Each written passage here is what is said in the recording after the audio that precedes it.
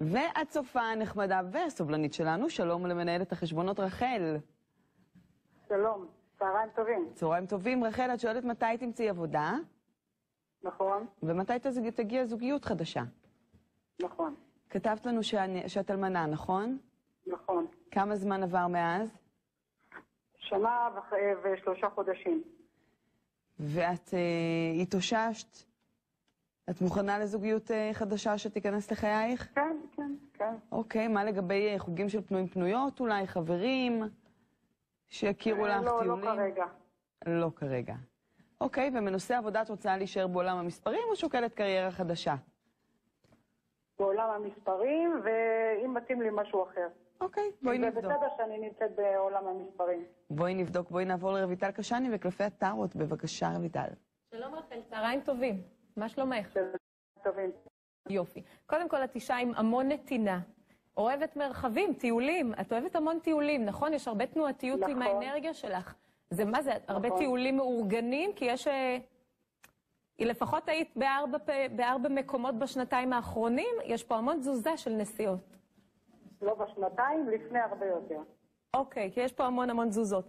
תראי, קודם כל, רואים באמת שנתיים מאוד לא פשוטות. אוקיי? יש פה באמת את 10 החרבות שיכולות להראות לי את זה.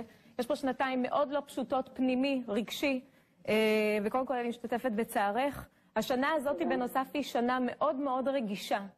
ולכן יש פה מעין דחיפה בחצי שנה האחרונה, את ככה מרגישה שאת כן היית רוצה כבר להכניס את הזוגיות לתוך החיים, ואת כבר מתחילה איפשהו להחלים, הייתי אומרת את זה גם במרכאות מאוד גדולות, מכל התקופה.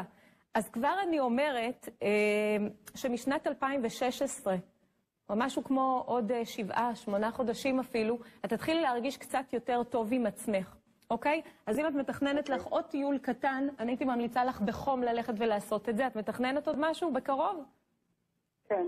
אוקיי, אז לכי תסעי ותבלי, זה ייתן לך עוד קצת אנרגיה טובה.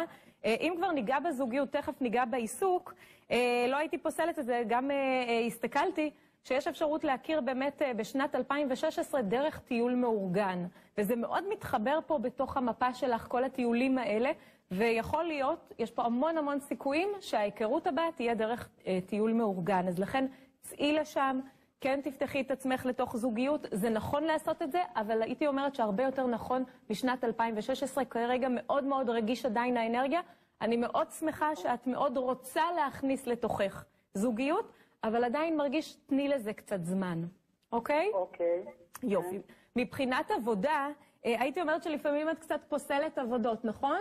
כמה זמן את לא עובדת? כבר... טוב, אני נפלתי, שברתי את עצם הירך, זה היה עניין של שיקום, שאני החלטתי שאני רוצה להתחיל לעבוד משהו כמו לפני חודש. אוקיי. יש איזושהי תחושה, יכול להיות שהייתה איזושהי הצעה של דרך חברה או מישהו מכר קרוב שהציע לך, ויכול להיות שזה באמת לא יתאפשר בגלל הפציעה? יכול להיות שכן. אוקיי, כי זה מה שמרגישים. תראי, אני אומרת שהעבודה תגיע בסביבות יולי-אוגוסט. יש לי תחושה שעדיין את תצטרכי לנוח עוד קצת בבית. אוקיי, את מתחברת לזה? מרגיש שעדיין עוד קצת. כן. עוד קצת. יולי-אוגוסט תהיה אופציה טובה. הכי חשוב לא לפסול, אפשר לראות את זה לפי מלכת המטות. אל תפסלי עבודות שמגיעות אזור של יולי-אוגוסט. אני חושבת שזה יהיה הרבה יותר נכון לצאת החוצה.